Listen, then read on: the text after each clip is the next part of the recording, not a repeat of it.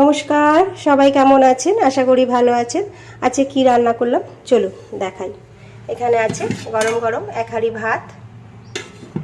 আচ্ছা, এখানে রান্না করে নিয়েছি ফুলকপি কচি কচি পাতা আমি বাটা করে নিয়েছি। একটু গরম জলে আমি আগে সিদ্ধ করে নিয়েছি। তারপরে আমি কাঁচা লঙ্কা রসুন দিয়ে পেস্ট করে কালো জিরে দিয়ে একটু নুন দিয়ে ভালো করে ভেজে নিয়েছি। নামানোর সময় একটু মিষ্টি দিয়েছি।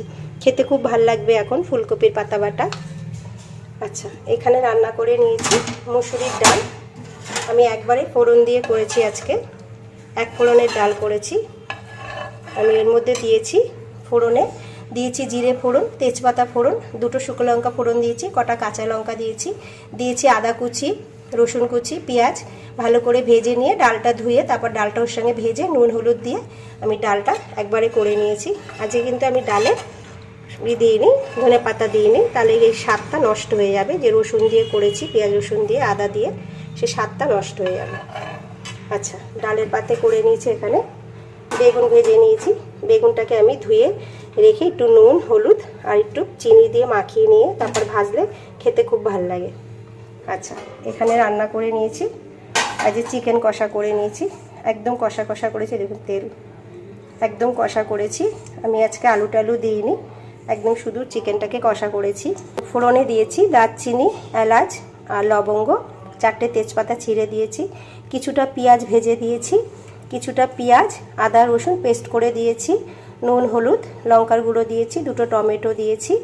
নামানোর সময় একটু গরম মশলার গুঁড়ো আবার দিয়ে নিয়েছি, দিয়ে চিকেন কষা করে নিয়েছি। আচ্ছা, এখানে করে নিয়েছি কদবেল মেখে নিয়েছি। দুটো কদবেল নিয়ে এসেছিলো, একটা মেখে নিয়েছি। অনেক দিন ধরে রয়েছে, মাখা হচ্ছে না। আর এখানে কচি কচি সেই শশাগুলো আমাদের খাওয়া হচ্ছিল না। দেখুন ছোলা, আমি কিন্তু চোকলা ছুলিনি, একদম যেহেতু কচি।